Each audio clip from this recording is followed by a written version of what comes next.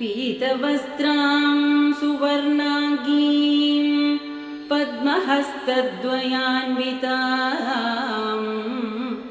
लक्ष्मीं ध्यायेत्त्वेति मन्त्रेण स भवेत् पृथिवीपतिः।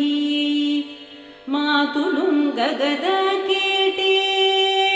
पाणौ पात्रं च बिभ्रति वागलिङ्गं च मानं च बिभ्रति नृपमूर्धनि।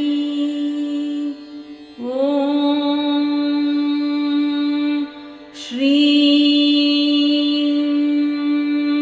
ह्रीं ऐं